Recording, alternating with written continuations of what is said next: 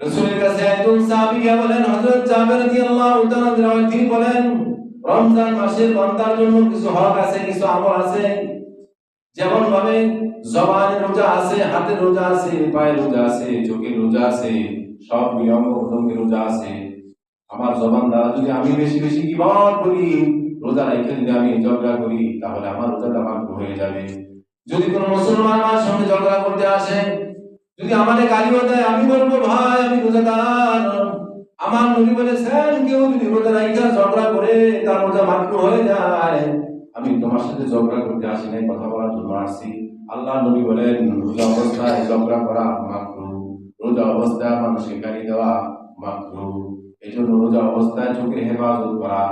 রমজান মাসে রোজা রাখলে মুখ থেকে যে গন্ধ আসবে, বন্ধুর সঙ্গে বন্ধু কথা বলে না, বন্ধুকে বলে বন্ধু তোমার মুখ থেকে দুর্গন্ধ আসে, পয়গম্বর বলেন ও সাহাবীরা শোনো, রোজা রেখে মুখ থেকে যে গন্ধ আসবে মেশকে আম্বরের চেয়ে তো সুগ্রাণ ওই গ্রাম। সুবহানাল্লাহ। সারাদিন রোজা রাখার পরে বান্দা যখন দুর্বল হয়ে যায়, বান্দা দুর্বল হয়ে গেলে আল্লাহ তাআলা ঈমানি শক্তি দান করেন। আবার আল্লাহ বলেন কোরআনের আরেক আয়াতের মধ্যে বলেন والفجر وليال عشر والشفع والوتر والليل إذا يسر هل في ذلك قسم لذي حجر। আল্লাহ রাব্বুল আলামিন বলেন ফজরের নামাজ পড়ার পরে যখন মসজিদের মুসাল্লায় কেউ বসে কোরআন তেলাওয়াত করে, রমজান মাসে ঘুমাইছে আরো আধা ঘন্টা করে, রাসূলের হাদিস সাথে সাথে না ঘুমানো, সেহরি খাওয়া শেষ সাথে সুন্নাত, সেহরি খাওয়ার পরে ফজরের সালাতের পরে আপনি যদি 10 মিনিট কোরআন তেলাওয়াত করেন, 10 মিনিট কোরআন তেলাওয়াত করলে কি লাভ? প্রতিটি হরফের বিনিময়ে আল্লাহ নবী বলেন 70টা কোরআনের আমল আমার মধ্যে দিয়ে দিবেন। সুবহানাল্লাহ। এজন্য কোরআন অনেক দামি, যে কোরআন শরীফের প্রতিটি সূরা, প্রতিটি হাফেজ সাহেব যে নামাজের মধ্যে পড়তে থাকে বলে তাদের সূরার মধ্যে বরকত আছে। আমি শুনতেছি প্রত্যেকটা হরফের বিনিময়ে 70টা করে নেয় আপনার আমার অ্যাকাউন্টের মধ্যে জমা হইতেছে। সুবহানাল্লাহ। আল্লাহর নবী আপনার আমার নবী হযরত উবাই ইবনে আমির রাদিয়াল্লাহু তাআলা রাওয়ায়াত, তিনি বলেন বিশ্ব নবী যখন মিম্বারের মধ্যে বসেন বয়ান করবেন, মিম্বারের মধ্যে ওঠার পরে আমার নবী বলেন আমিন।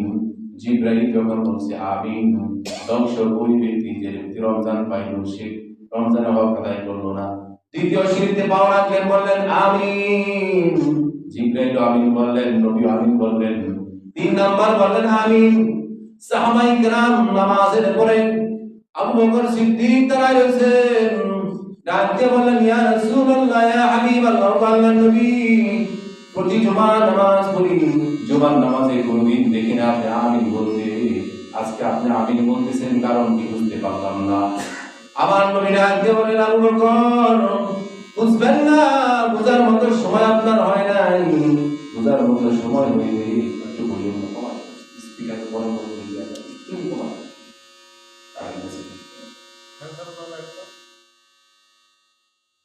আল্লাহর নবী মুহাম্মদুর রাসূলুল্লাহ সাল্লাল্লাহু আলাইহি সাল্লাম বলেন যে অবস্থার মধ্যে আমি আমিন বলেছি তুমি তো জানো না যে আমিন বলার অর্থ হলো আমি যখন আমিন বলছি আমার কাছে কিছুক্ষণ আগে মাত্র জিবরাইল আলাইহিস সালাতু ওয়াস সালাম চলে আসছেন। বলেন সুবহানাল্লাহ। 2 জন ফেরেশতা আছে আকাশে, একজন জিবরাইল আর একজন মিকাইল। জিবরাইল আর ইসরাফিল 2 জনের মাধ্যমে আমার নবী কথা বলতেন। অনেকে বলে নবীজি গায়েব জানেন, ভুল কথা, নবীজি গায়েব জানেন না। যদি গায়েব জানতেন মেরাজের দরকার ছিল না, নবীজি এখানে বসে থেকে দেখতেন কে জান্নাত থেকে জাহান্নামে।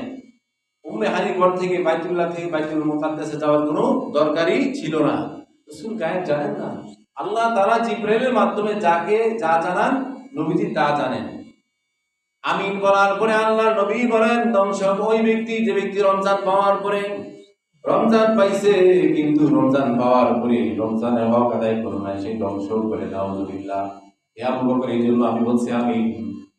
3 নাম্বার আমিন বলছি এই কারণে যে রমজান পাওয়ার পরে মা এবং বাবা দুজন জীবিত আছে, মাতা পিতার গুনাহ মাফ করাইতে পারলো না, মার খোঁজ খবর নিল না, এত জরুরি মা যে মা 10 মাস ধরে